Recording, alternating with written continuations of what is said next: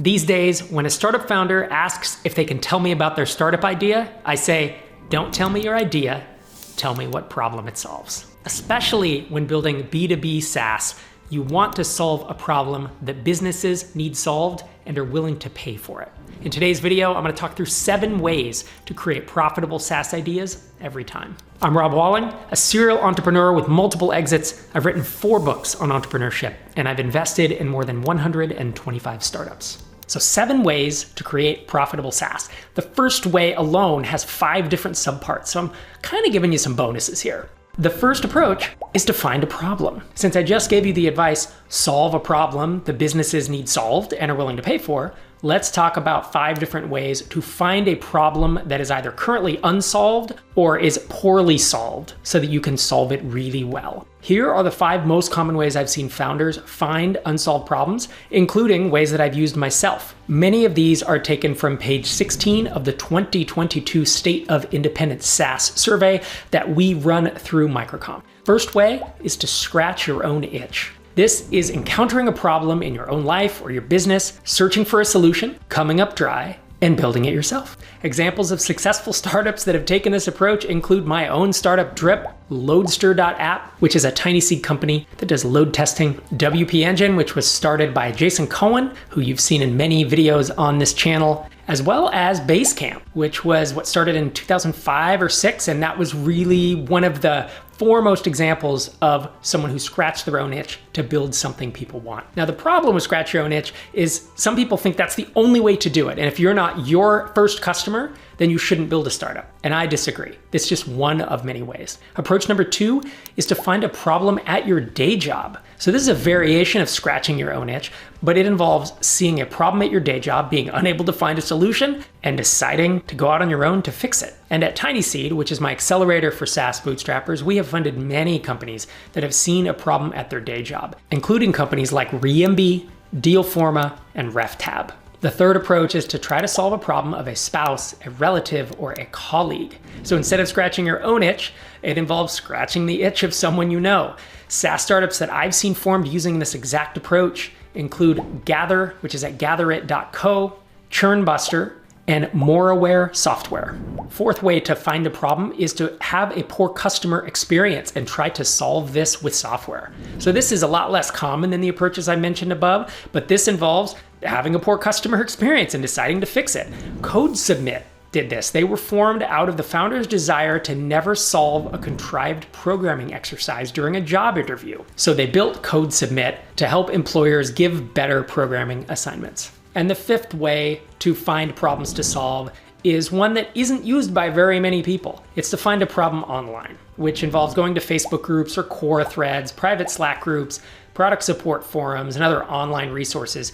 It can work, but honestly, it's a bit more challenging if you don't have someone invested in working with you on finding a solution to said problem. Only a few % of our State of Independent SaaS respondents indicated that they have used this approach, but if you can't make one of the other approaches in this video work, it's always something you could try.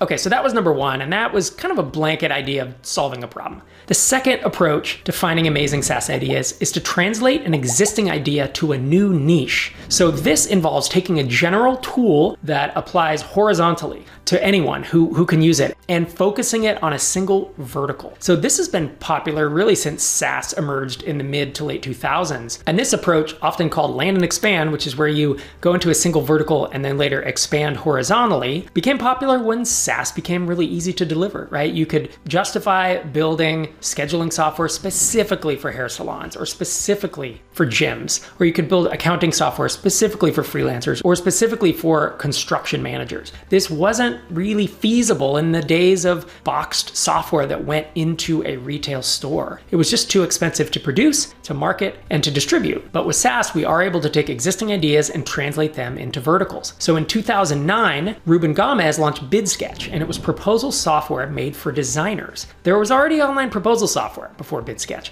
but targeting designers allowed the founder to focus on aspects of the product that mattered most to his target audience, and he gained quick traction in that vertical. Later, he landed and expanded into a general proposal tool for all verticals. Another example of this is a tiny seed company called Builder Prime. They did this with great success by taking CRM and building it specifically for the home improvement industry. And the founder, Jonathan, has had amazing success with his efforts. The third way to come up with great SaaS ideas is to think about entering a large space with hated competitors. So while going head to head with a billion-dollar company may sound like a fool's errand, until you realize that most large companies are really bad at servicing their customers, and they're often pretty bad at building software. Usually they charge too much, their support isn't any good, their products are garbage, and this leaves a large opportunity for a young upstart like yourself to price reasonably, provide amazing support, and build a great product. And all the while, you're riding the coattails of the larger hated competitors. This is what I did with my most recent startup trip. I was drafting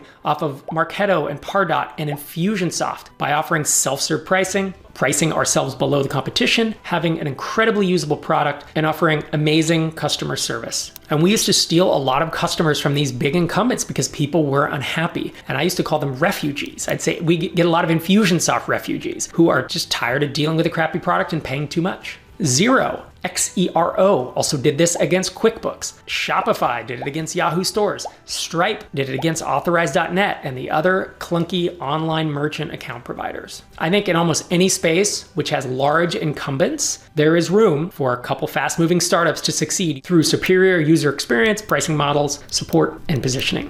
The fourth way to think about building great SaaS ideas is to build on your network. It's to think about, who do I know in a space, be that the dental industry, orthodontics, oil wells in Texas, or freelance developers? And do I know people, whether they could be customers or whether they could be influencers, people that could help me spread the word? And should I take advantage of that network as I'm thinking about which ideas to build for my SaaS? You probably should. A network is an advantage you can use to gain early product input when it's needed most, as well as gain access to other people's audiences. We watched Dan Martell do this when he launched Clarity.fm, which is now called Clarity.com.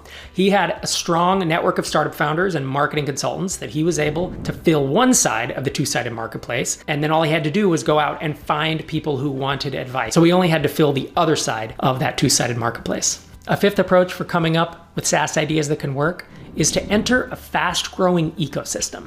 Examples of this include building premium WordPress themes back in 2008 when ADP&R launched Woo Themes, which later became WooCommerce and then sold to Automattic, or when Josh Pigford launched Baremetrics as a one-click Stripe analytics tool for subscription businesses. He was late to the analytics space, but he was early to the Stripe analytics space when he launched in 2013, and he later sold that company for almost $5 million. Another wave that has been building for years, maybe a decade you could say, is podcasting. And tools like Castos, which is podcast hosting, and Squadcast, which is studio quality podcast recording, rode the popularity of those ecosystems to fast growth. I'll say with this one, the biggest drawback is finding a fast-growing ecosystem is hard, and oftentimes by the time you've heard about it, it's a little too far along. And so you have to take a big gamble of launching early and hoping that the wave continues to grow at a pace that makes sense for you. As a cautionary tale, I want to talk about Derek Reimer, who is the founder of SavvyCal. But the idea he was working on before this was called Static Kit, and it was a tool for static website builders. He was betting that static websites would grow similar to WordPress, in other words, very quickly. But after a year or two with little traction, he wound up selling Static Kit for parts, essentially, and moved on to his next idea, SavvyCal, which has been very successful for him. So trying to be early to a space can be an advantage, but it's also quite risky when you're gambling on the expected growth of a market. Approach number 6 for finding great SaaS ideas is to build on an existing product that you already own.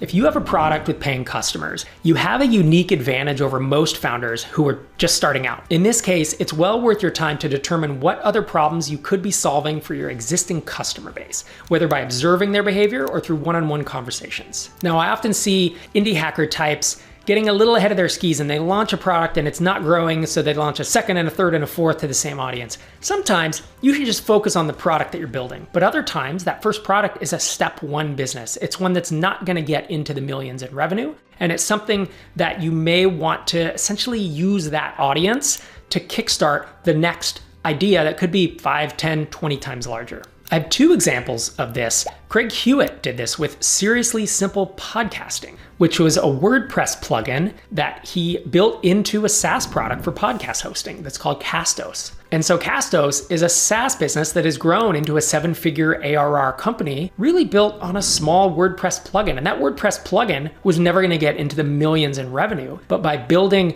a complementary tool that could serve more customers, he was able to leverage his existing product. And Ruben Gomez saw users of his proposal software BidSketch needing more advanced electronic signature functionality. And so he decided to dive headlong into the extremely competitive space with Signwell. And he's crushing it these days, competing against the likes of DocuSign, HelloSign, and all the other incumbents you've seen.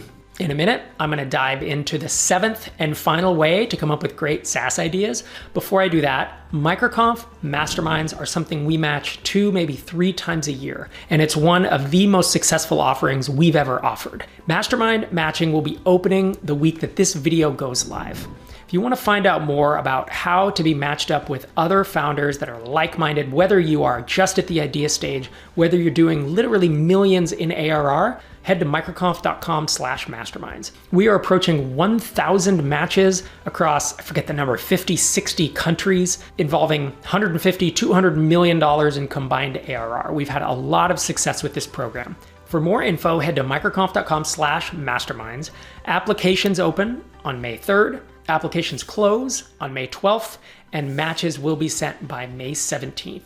You don't want to miss out. Every time we do these matches, someone comes in 2 or 3 days after the applications close and begs us to let them in, and unfortunately we can't. So head to microconf.com/masterminds if you have any inkling of wanting to be matched up in a small group of other like-minded startup founders. And finally, the 7th way to find great SaaS ideas is to look at ways you spent money at your day job. This is such a simple yet an underused approach. If you've run a business or you've worked at a day job, you've likely been exposed to the large number of subscriptions that you're paying for on a monthly basis. These are things like task management, issue tracking, email clients, scheduling software, Slack, whatever else, communication, email. When Derek Reimer, who started SavvyCal, when he was looking for his next act after moving on from his startup, he made a list of all the SaaS subscriptions that we were paying for while running that company. One of them was Calendly, the handy scheduling link that we used for customers to schedule calls with our customer success team. And so looking for a large proven market where he could use his product chops to innovate, Derek launched SavvyCal and gained quick traction. Another example of this is Jordan Gall had an e-commerce business. And when he went looking for his next business idea, he looked at all the things he was paying for, and he recalled paying quite a bit of money for abandoned cart software that emailed customers who filled a cart but didn't check out. The software was not good, but the results, which are increased sales, were noticeable to him.